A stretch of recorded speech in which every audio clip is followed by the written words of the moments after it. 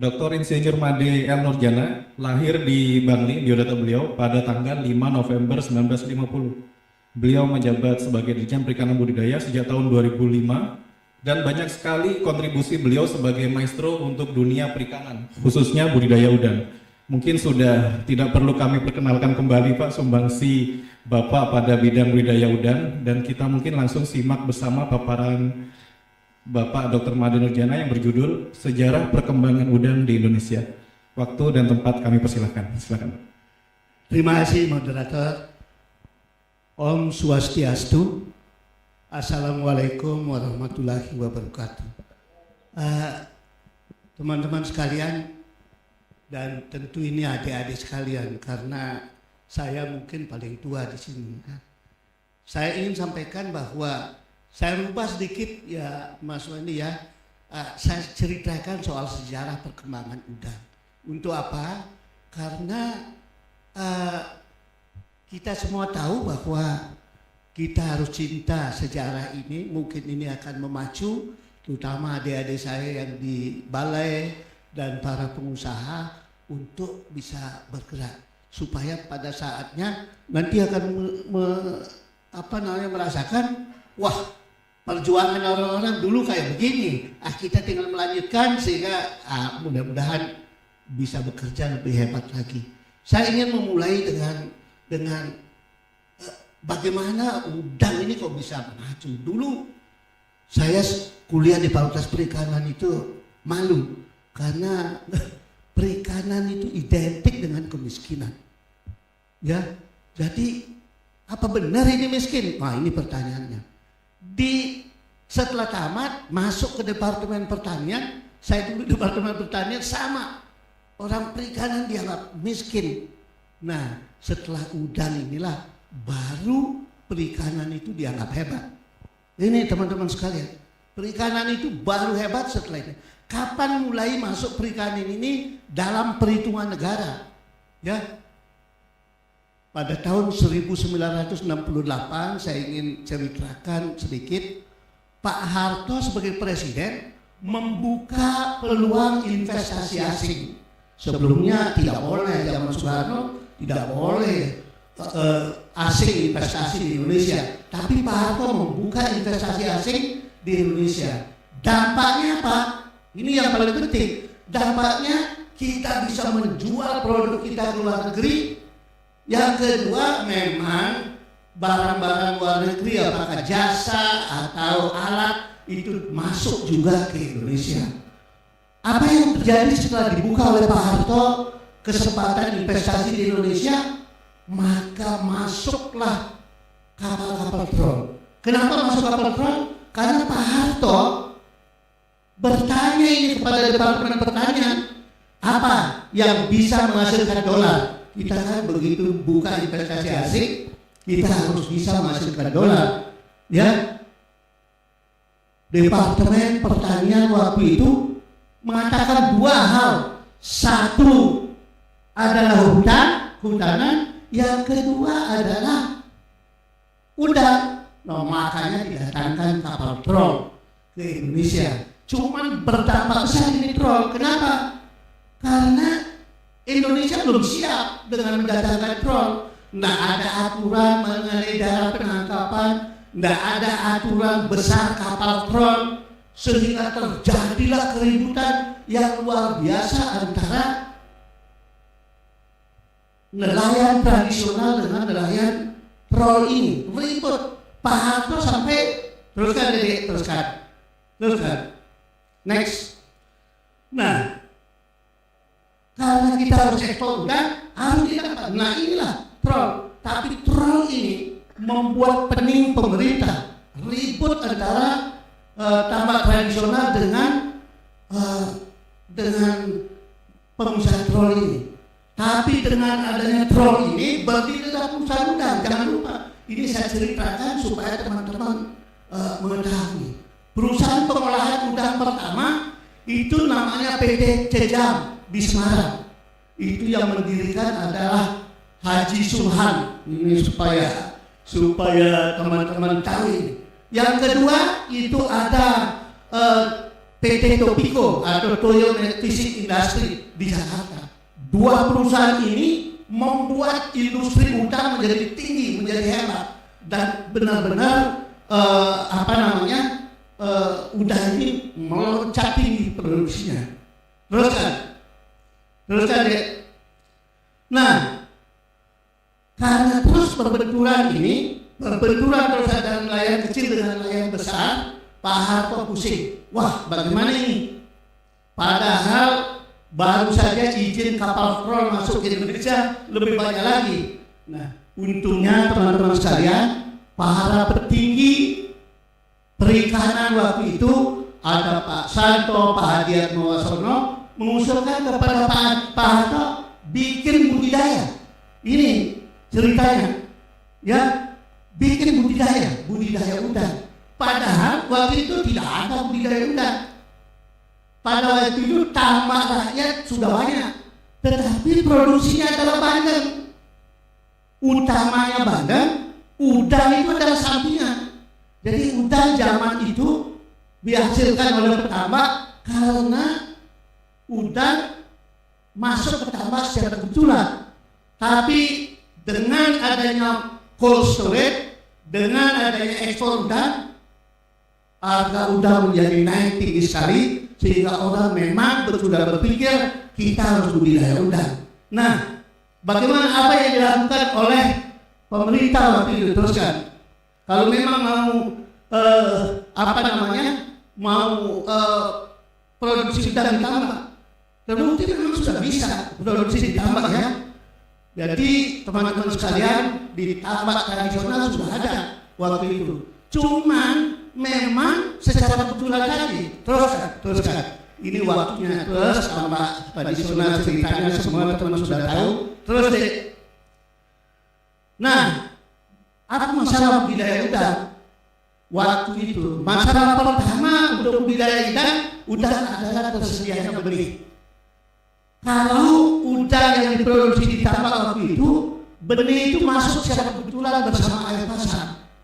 Ya, jadi waktu petambak membuka pintu air dan benih udang itu masuk.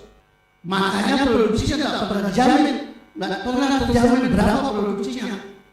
Nah, kalau memang kita mau produksi udang yang benar di tambak, waktu itu sudah disadari bahwa harus diproduksi benih ini, gitu. Jadi harus dibangun tempat pembenihan udang.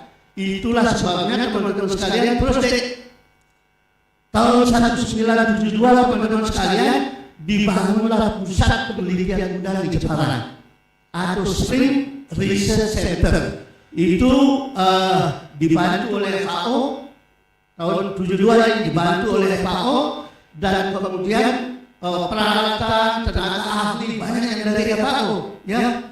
Tahun 73 dibangun pembenihan udang. Jadi tidak main-main ini. Pembenihan udang di Pautere. Pernah dengar ini teman-teman? Di Pautere, Sulawesi Selatan, itu di dekat pelabuhan sana dibangun pembenihan udang.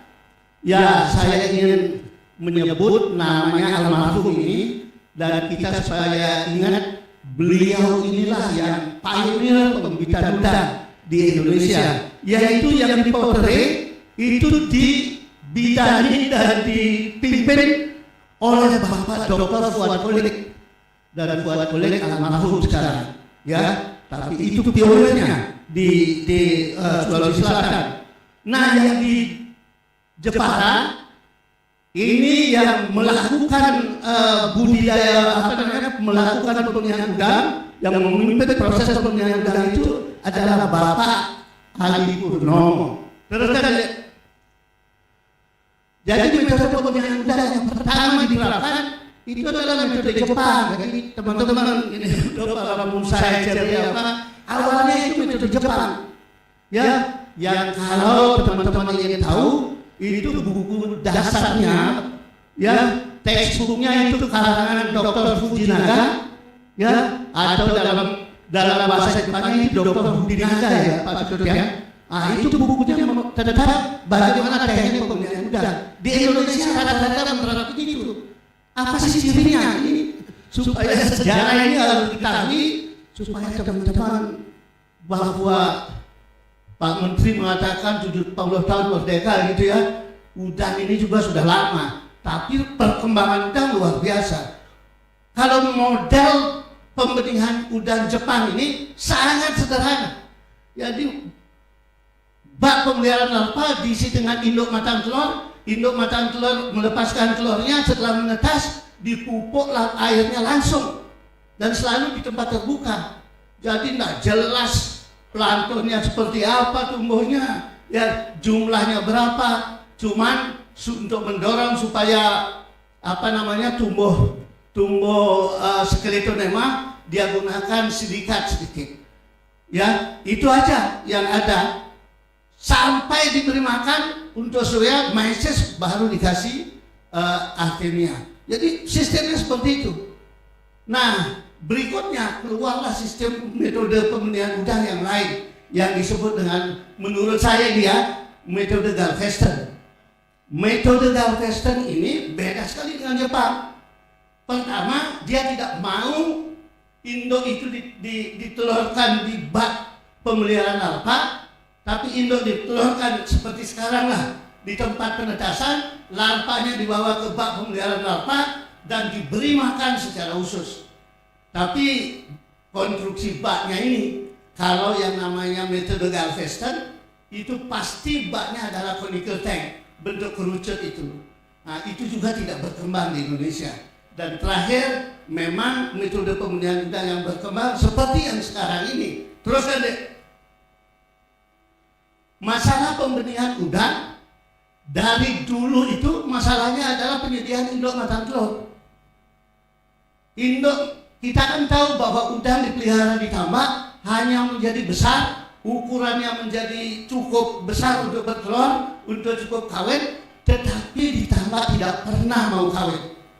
Udang itu baru berkembang telurnya dan kawin setelah dia ada di laut dengan kedalaman 20 depa. Itulah kira-kira hasil survei teman-teman di Jepara, 20 depa. Nah, bagaimana kalau ditambak? Nggak bisa bertelur, nggak bisa berkembang, nggak mau kawin. Nah, itulah kuncinya, bahwa udang itu kalau kita mau siapkan induk-induk untuk bertelur, ya kita harus bikin itu. Terus kan, semua orang akhirnya tahu bahwa proses yang diperlukan untuk mengawinkan udang adalah proses abrasi mata, ya. Jadi ini singkatnya, saya tidak ceritakan lengkap, tapi ini kira-kira semua orang tahu ya, dan karena ada bukunya. Jadi pada mata udang itu ternyata ada hal yang luar biasa, yaitu ada X organ, ada sinus gland yang semua berfungsi untuk perkawinan. Kita semua tahu itu, ya. Terus secara alami proses pernikahan dan pembesaran udang, sensornya di mata ini, ya, supaya kapan dia bertelur, kapan dia tidak boleh bertelur. Jadi akhirnya sensor ini yang mengatakan bahwa ini akan musim hujan, mulailah musim bertelur. Jadi untuk mendapatkan benih dari laut itu musiman. Jadi kalau musiman ya tidak bisa setiap saat kita perlukan untuk budidaya. Teruskan deh. Ini di Jepara berlomba para ahli untuk melakukan ablasi mata untuk menghasilkan induk yang matang telur ini. Ya, saya ingin bangga sedikit lah. Jadi pada tahun 78 di sana ada Mr. Talun yang belajar, ada Mr. Isgera dari Filipina, ada Dr. Wong Tekiang dari Amerika, tapi itu orang Korea. Tapi yang menang adalah saya. Sayalah yang pertama berhasil teknik ablasi mata itu. Ini pengulangan aja supaya ini malam-malam harus bangun kita memang. Teruskan. Sebagai rasa bahagianya, ya Presiden Soeharto menyematkan bintang Satya Lencana kepada saya. Ini bukti. Teruskan. Hanya itu Itu sudah teman-teman di balai ini supaya supaya mudah-mudahan ada yang mengikuti lah. Banyak sekali yang bisa membuat kalian itu seperti itu nanti di perikanan ini, luar biasa banyaknya. Nah tahun 79 karena Pak Harto sudah pusing ini gimana menghilangkan troll, tahun 79 Profesor Sudarsono sampai datang ke Jepara. Benarlah udang ini sudah berhasil dikembangkan. Profesor Sudarsono, Menteri Pertanian. Setelah dari Jepara, beliau terus yakin ini memang sudah berhasil dikembangkan. Akhirnya apa? Lapor Presiden, memang sudah bisa. Jadi produksi udang untuk kita ekspor sudah bisa kita gantikan dari budidaya. Pada saat itulah dikeluarkan ya Kepres tahun 1980 bahwa troll dihapuskan. Jadi pada saat itu troll dihapuskan. Saya hanya ingin menceritakan ini supaya teman-teman mudah-mudahan nanti ada yang mau ngomong keras, membela bahwa di mana-mana troll itu tidak ada dilarang.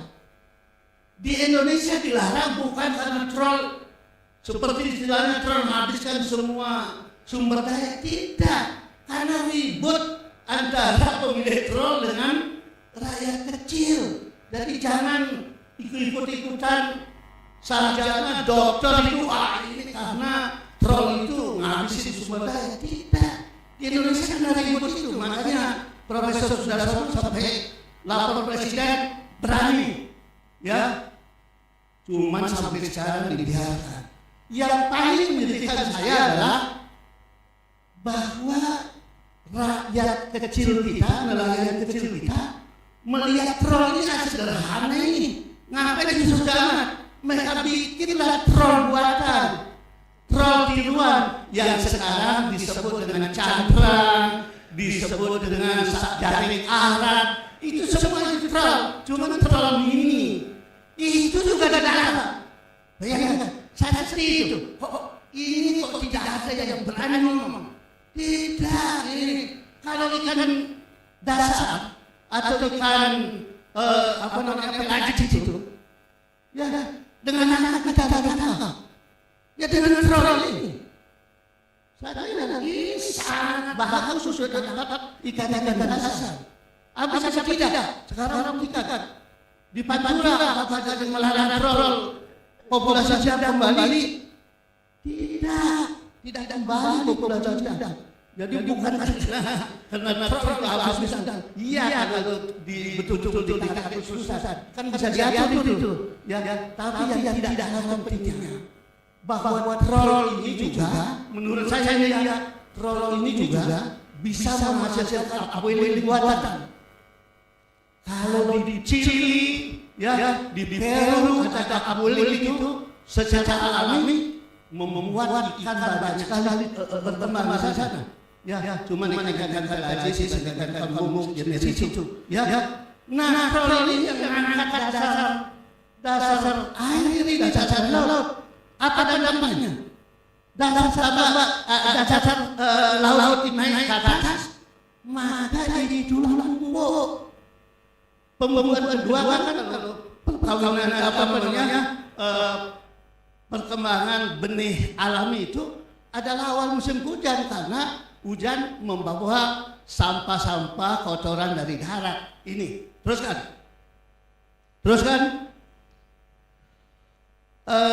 Dampak keberhasilan hatchery ini saya ingin ceritakan sedikit kalau yang diminta oleh Mas Windy bahwa bagaimana ini perkembangan bisnis udang.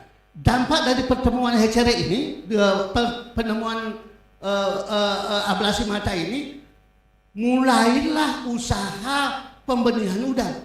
Mulai berkembang itu usaha pembenihan udang. Ya, cuman pengusaha pembenihan udang ini hanya besar-besar aja yang berdiri, ya. Jadi pengusaha besar karena waktu itu investasinya itu 500 juta per unit. Nah, orang-orang seperti saya, ya pegawai negeri memang diundang sama pengusaha-pengusaha itu. Ada Kompas, ada BCA bikin pembenihan udang. kita diundang tapi dengan gaji pegawai negeri. Tapi saya terus mikir, wah kalau begitu rugi ini. Rakyat rugi karena rakyat nggak bisa bikin usaha udang. Karena rakyat mana mungkin cari 500 juta untuk investasi. Nah terus bagaimana? Saya juga tidak bisa karena mana mungkin ya sertifikat pegawai negeri nggak bisa dijual sampai 500 juta itu.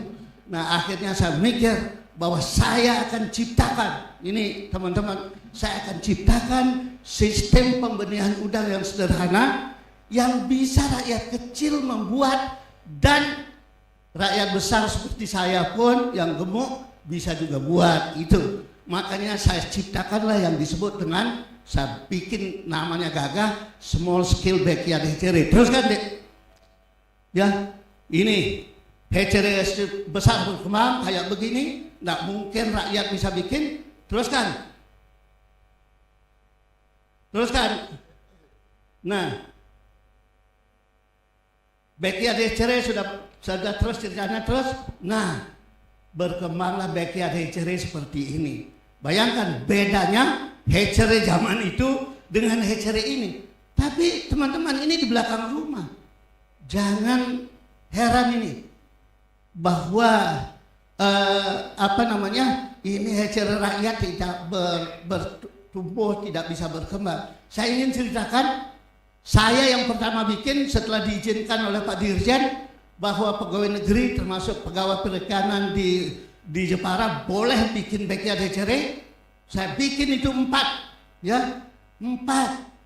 Zaman itu tahun 81, 82, satu bak panen dapat 1,8 juta dan bisa beli mobil Panther yang baru.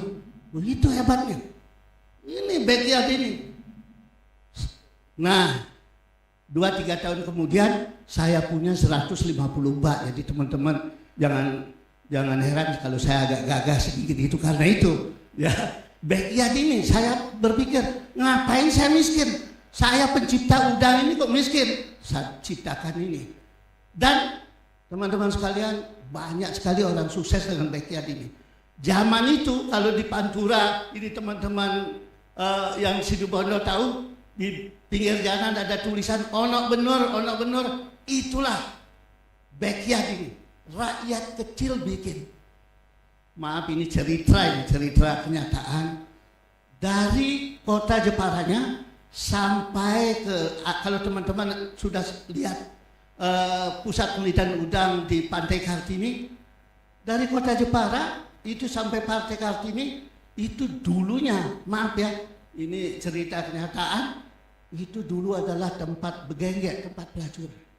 Begitu ada backyard hatchery, semua berubah jadi udang. Nggak ada lagi pelacuran di sana sampai sekarang. Bayangkan, itu hebatnya. Ya, teruskan. Nah, bagaimana sekarang setelah pembenihan udang berkembang, rakyat juga bikin pembibitan udang, maka mulailah berkembang tambak udang intensif. Ya, ini maaf, saya di sini nggak bisa baca persis ini. Umur sudah 74 ini, jadi ya nomor 1 mata yang berat, ya terlalu jauh baca nggak lihat. Baik teman-teman sekalian, tambak pertama ini semua tambak-tambak ini saya yang ikut membantu membangun. Jadi tambak intensif yang pertama dibuat oleh Haji Sakti, namanya PT Matan Speng Raya di Aceh Timur. Ini, jadi kita harus tahu sejarah ini supaya tahu ke sekarang ini berkembang seperti apa. Ya, yang kedua, Bapak Ki Hong membangun tambak intensif di Stabat. Ini tidak saya bantu. Dia ini pengusaha yang berani sendiri, dan Ki Hong ini adalah pertama yang berani menggunakan pelet. Sebelumnya semua saya juga ngajarin orang-orang ini pakannya adalah ikan ruca potong-potong. Ya, pelet pertama dibuat oleh Ki Hong ya di Stabat ini. Ya, tahun 80 Bapak Haji Kamaludin, ini orang-orang pionir udang yang patut kita hargai. itu di Jawa Tengah membuat tambak intensif di Pemalang. Kemudian Bapak Pardede, jadi saya juga yang ikut membantu bangun, yaitu membuat di Hajoran. Hajoran itu di Sibolga, kurang lebih 16 km dari Sibolga, bikin tambak intensif. Dan setelah itu tambak itu berkembang luar biasa. Tambak intensif ya. Teruskan. Ya. Nah, Pak Harto sangat tertarik kepada udang. Setelah itu Pak Harto sangat tertarik kepada udang. Dan kemudian tahun 84 melalui Kepres nomor 18 itu dibangunlah proyek tambak inti Kerawang. Ingat ini, Kerawang pertama itu adalah motor untuk membuat tambak di kawasan. Di Kerawang itu 60 hektar.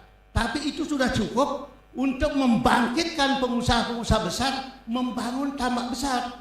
Ya, dari tambak inti rakyat yang di Kerawang ini kemudian berkembanglah tambak di Pasena. Ya, tambak di Pasena itu dari sini mulainya, dari Kerawang. Di Kerawang ya pasti diundang oleh Pak Harto dulu di Kerawang dan akhirnya membuat sendiri. Terus dibangunlah tambak Bratasena. Kalau di Pasena ini arsiteknya saya hanya ikut bantu-bantu sedikit, tetapi yang paling mendesain ini adalah namanya Pak Sendra, bukan insinyur perikanan, Pak Sendra. Bagaimana orang seperti ini bisa meyakinkan membuat tambak 15.000 hektar di sana? Ya, ini luar biasa. Udang benar-benar setelah itu menjadi primadona di Indonesia. Teruskan. Ini lihat tambak-tambak intensif ini. Teruskan. Nah, tahun 95 mulailah suram. Ya, teman-teman sekalian, mulai suram karena mulailah penyakit CMBP segala macam itu datang. Maka tambak-tambak yang gede, yang kecil semua hancur. Sebagian besar tambak intensif berhenti berusaha. Kegiatan tambak tradisional masih beroperasi, masih bagus. Operasional hatchery terganggu karena utamanya pembelinya berkurang. Tambak ini tidak berkembang, ya. Jadi menurut saya saat itu tahun 95 ini kegiatan perundangan mati suri. Teruskan. Ini maaf kita ini ya. Isu-isu internasional mulai setelah gagal banyak tambak rusak, isu internasional mengenai udang ini berkembang yang jelek-jelek seperti kepada sawit itu. Ya, isu kerusakan lingkungan, sustainable development, kerusakan biodiversity dan lain-lain. Jadi ini untuk mengingatkan aja, hati-hati kita main karena internasional ini kalau sudah udang pasarnya internasional. Teruskan. Ya. Nah, baru kita semua berpikir bagaimana membangkitkan kembali sang primadona. Ya, ini bagaimana membangkitkan kembali sang primadona. Kemudian kita sepakat, bukan sepakat ya, tidak ada jalan lain teorinya. Introduksi spesies baru karena udang windu ini sudah tidak bisa diharapkan. Introduksi spesies baru. Memang waktu itu sudah berkembang di Amerika udang putih Paname ini untuk budidaya. Ini kita introduksi. Teruskan. Ini sedikit cerita zaman itu, kita menganggap udang Paname ini mempunyai kelebihan-kelebihan seperti ini. Ya, cuman yang paling kita catat, ya seperti inilah kira-kira. Tapi kalian sekarang jauh lebih pintar ini soal Paname. Ya dulunya seperti itu, sekitar aja. Teruskan. Introduksi spesies udang baru bukan hal yang mudah, ya. Awalnya dua pengusaha minta izin impor, ini supaya teman-teman tahu ya ceritanya. Yaitu Pak Sendra yang tadi bikin di Pasena itu minta diizinkan impor induk. Ini pionir untuk mendatangkan induk ya. Yang kedua Pak Chandra di Banyuwangi, ya. Bapak almarhum Sarwono dan Pak Sabta Niwarnan Sekjen sangat setuju. Made, katanya saya dulu waktu itu direktur produksi, direktur usaha. Izinkan. Wah, luar biasa itu. tekanan dari Pak Menteri supaya diizinkan itu. Tapi begitu saya bicarakan dengan stakeholder, dengan para petambak, utamanya tambak besar seperti di Basena dan petambak besar lainnya, wah sangat keras menentang. Ditentang itu. Kenapa? Baru satu spesies saja dan spesies indigenous, spesies yang asli Indonesia sudah kelabakan kita kena penyakit. Apalagi datangkan spesies baru. Itu argumentasinya. Tapi ini untuk mengenang jasanya Pak Sarono. Pak Sarono tidak. Kamu harus berhasil meyakinkan para pengusaha supaya menerima ini. Kalau kamu, ini cerita masa lalu. Kalau kamu berhasil, nanti kamu saya angkat jadi dirjen. Dan itu. Ya. Wah, saya setengah mati. Ya, bagaimana meyakinkan pengusaha supaya mau nerima ini? Ya. Saya baca buku macam-macam. Rapat terus-terusan. Ini rapat kalau yang namanya waktu memutuskan impor apa tidak. Tanya Pak Ketut, ini salah satu pelakunya. Bisa satu ruangan itu 300 orang yang hadir. Para pengusaha tambak. Menentang semuanya. Tapi terakhir saya ceritakan. Saya waktu rapat terakhir, tidak semua indigenous spesies itu memberikan keuntungan kepada negaranya. Ini statement saya. Ini tolong perlunya pemimpin-pemimpin perikanan harus cari cara pemecahannya. Tidak semua. Buktinya apa? Apa saja? Durian. Indigenous Indonesia kan itu. Indonesia yang punya durian. Tapi yang berhasil mengembangkan durian sampai ekspor mana? Thailand. Yang kedua saya bilang itu kedelai. Aslinya di mana? Di Cina. Tapi ekspor terbesar yang sampai mengisi seluruh dunia, pasarnya apa? Amerika Serikat. Wah, saya terus apa ada di perikanan yang begitu? Saya cari bukunya. Waktu rapat terakhir saya harus punya ini. Ya, ada di perikanan. Namanya Manila Clam. Kerang Manila itu yang kecil itu. Di Filipina, enggak ada yang bisa produksi besar. Itu didatangkan ke Perancis. Akhirnya di Perancis menjadi industri Manila Clam. Dan Perancis menghasilkan ratusan ribu ton setahun. Ini Manila Clam. Dan sekarang tidak bisa produksi lagi Perancis. Awalnya dari budidaya.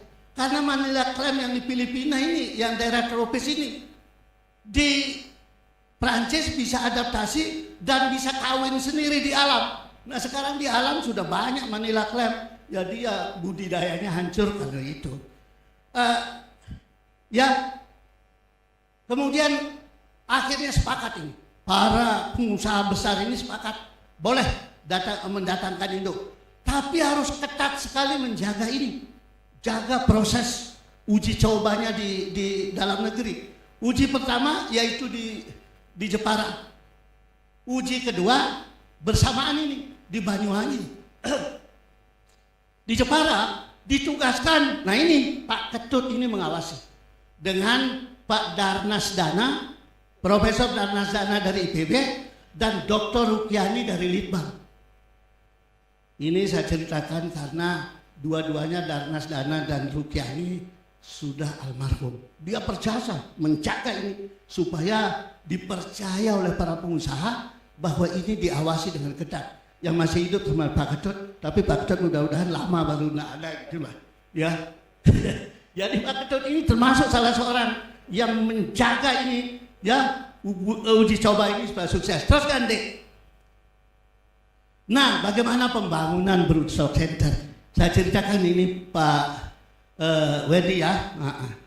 Tahun 2006, Dirjen Perikanan Budidaya melaporkan terjadinya. Dirjen Perikanan Budidaya, saya sudah jadi dirjen itu, ya, melaporkan bahwa Indonesia ini mengimpor induk udang, ya, induk udang itu sekitar 500.000 setahun, ya, dengan harga 400.000 rupiah per ekor. Jadi saya ceritakan, laporkan bahwa udang ini memang menghasilkan ekspor, menghasilkan dolar. Tapi juga habis karena kita apa namanya, harus membeli induk dari luar negeri. Ini bukan persoalan kita masih tergantung dengan luar, tidak. Ini karena kita habis uangnya dipakai untuk membeli itu, dan kita tidak boleh terganggu, ya. Oleh karena itu perlu dibangun broadcast center. Wah, Menteri setuju, Pak Freddy Numberi setuju, ini bangun sudah.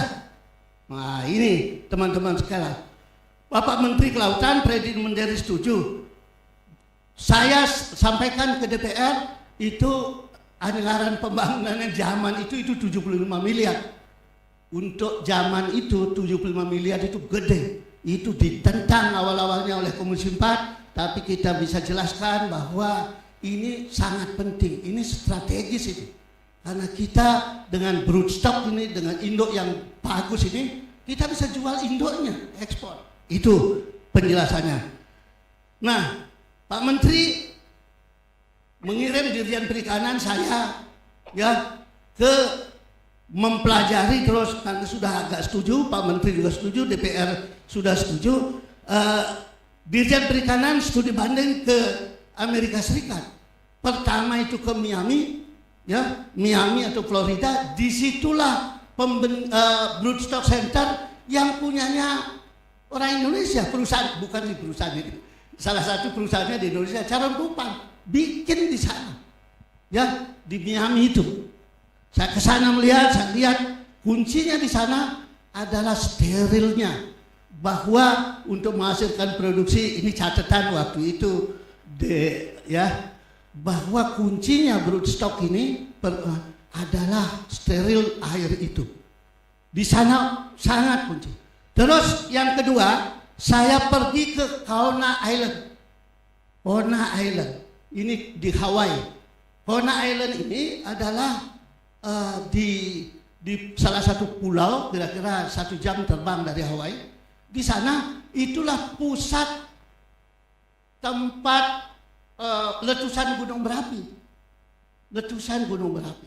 Di tengah-tengah sisa letusan yang apa namanya, yang batu-batunya hitam itu, pemerintah pusat Amerika membangun, awalnya itu dibangun untuk membuat listrik. Zaman itu kan ada semua negara ingin berusaha mengurangi penggunaan minyak, ya, karena minyak mahal, mau menggunakan tenaga laut, ya. Cuman kalau ada banyak negara menggunakan ombak, yang di Amerika menggunakan berat jenis.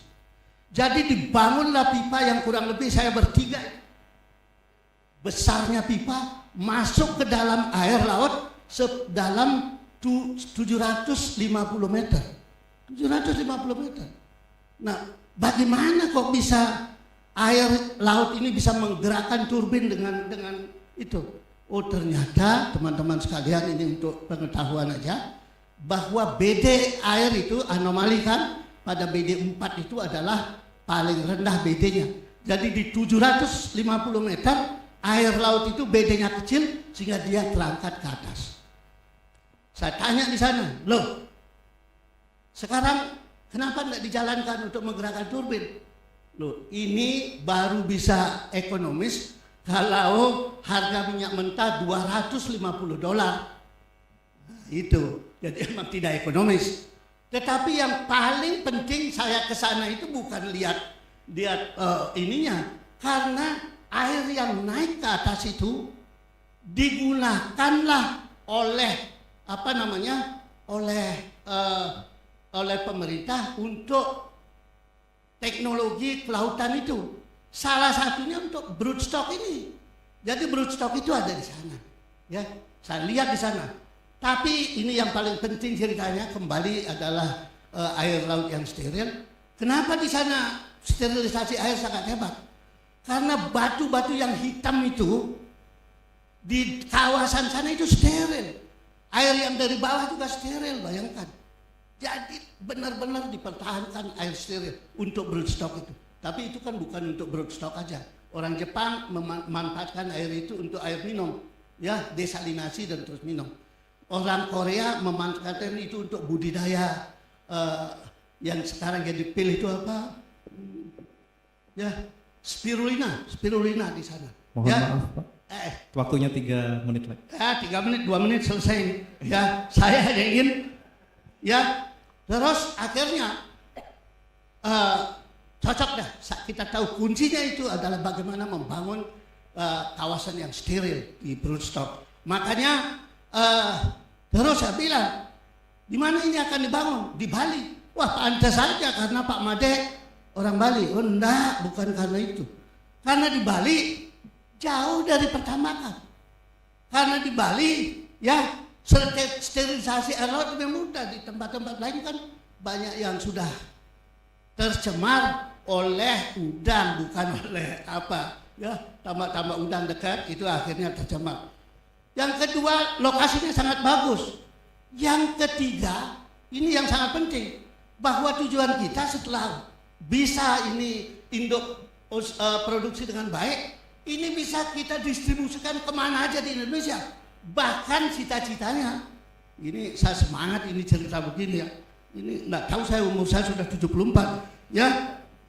Di apa namanya? Ini bisa diekspor ke luar negeri. Dari mana lokasi yang bisa ekspor langsung dari Indonesia? Ya di Bali.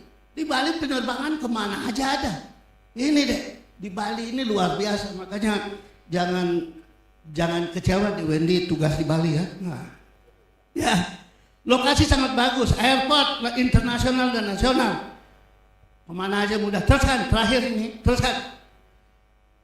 Bali mana? Ini yang paling penting. Di Buleleng ada apa? Saya SMP, SD dan SMA itu di Buleleng. Saya ingin di Buleleng sebetulnya. Terus alternatifnya yang kedua adalah di Karangasem. Bagaimana caranya ini untuk mengetahui? Pak Menteri waktu itu mengatakan kita mendapat dukungan dari pemerintah setempat dan masyarakat. Oleh karena itu Pak Menteri minta tolong dalam 2 minggu bisa mengumpulkan 500 orang dalam 2 minggu. Karena saya ingin di Buleleng, saya minta Bupati Buleleng bisa mengumpulkan orang 500 orang dalam 2 minggu. Buleleng itu nyerah, enggak bisa. Ini memang semangat bupatinya rendah. Ya. Tapi Karangasem 1 minggu saya siapkan 500 orang kumpul, Pak Menteri akan memberi ceramah supaya masyarakat mendukung. Ini maksudnya. Jadi jangan sampai proyek yang besar ini, yang strategis ini masyarakatnya tidak mendukung. Pak Menteri ngasih ceramah dan sukseslah. Makanya teman-teman sekalian, ini satu hal lagi. Saya bikin desain Broodstock sesuai dengan di Bali. Saya membangun balai-balai, kantor-kantor balai hampir di semua tempat yang bagus-bagus itu saya terlibat membangun itu. Karena zaman saya lah kantor balai ini dibangun. Semua bagus. Ya, gagah, apalagi balai penyakit yang di apa namanya itu?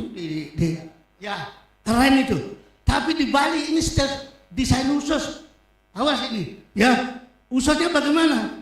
Sesuai dengan sifat dasar Bali, indah, menarik. Lihat itu, gedung itu adalah luar biasa itu, ya, indah, menarik, membawa ketenangan.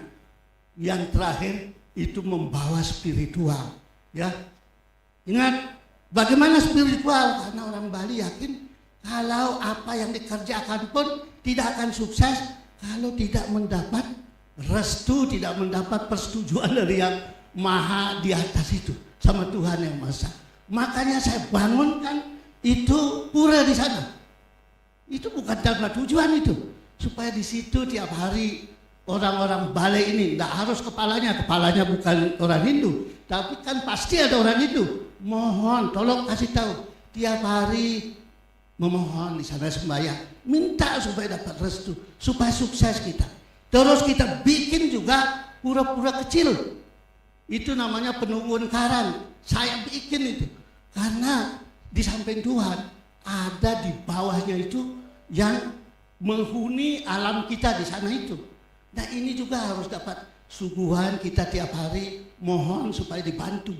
Oleh karena itu Pak Wendy, saya minta tolong suruh orang Bali stafnya untuk bikin namanya ya apalah, kayak hadiah pagi ada kopi secangkir taruh di sana, mohon keselamatan. Orang Bali harus itu, ya, karena ini di Bali, maaf, ini bukan agama ya, ini bukan agama, tapi ini untuk membuat kita lebih semangat kerja. Ya, di sana juga ada Dewa Baruna yang di pinggir laut itu Dewa Baruna. Jadi penguasa laut itu Dewa Baruna namanya menurut kita, keyakinan kita. Itu juga harus kita hormati, harus kita sayangi. Makanya kalau Dewa Baruna sama puranya ini, purnama dan bulan mati 2 hari sebulan, bikinlah canang-canang yang sederhana, harus, kecuali kalau pas piodalan Dewendi bikin itu. Saya kira ini spiritual di Bali sangat perlu itu yang begitu untuk mendukung. Jadi kalau ini dilaksanakan dengan baik, mudah-mudahan itu teman-teman saya pengusaha itu lebih senang lagi untuk ngambil benih ngambil induk dari itu. Saya kira itu aja yang dapat saya ceritakan. Ya, mudah-mudahan ini bermanfaat. Dan yang cerita begini, dulunya hanya ada Pak Ali Purnomo dan Pak Fuad. Nah, beliau sudah tidak ada. Dan yang ketiga saya, karena saya pelakunya juga. Ya, nah, mudah-mudahan saya masih lama ya, jadi nggak perlu lagi cerita ini, sudah tahu itu semua. Ya, terima kasih.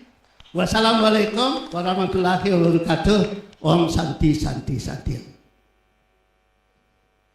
Baik, terima kasih Pak Made untuk materinya sangat detail sekali tentang bagaimana perkembangan industri udang di Indonesia. Dan juga mungkin materinya tadi yang bisa saya tangkap sedikit, yaitu bagaimana adanya perubahan paradigma Pak, di mana perikanan tuh yang dulunya identik dengan kemiskinan berubah setelah adanya industri udang ini. Dan mungkin titik balik industri udang menjadi berfokus pada budidaya setelah adanya seorang peneliti muda Indonesia yang berhasil menemukan ablasi mata dan mengembangkan teknik lain hingga budidaya udang menjadi primadona sampai saat ini. Tepuk tangan sekali lagi yang meriah untuk Bapak Dr. Made Nurmini.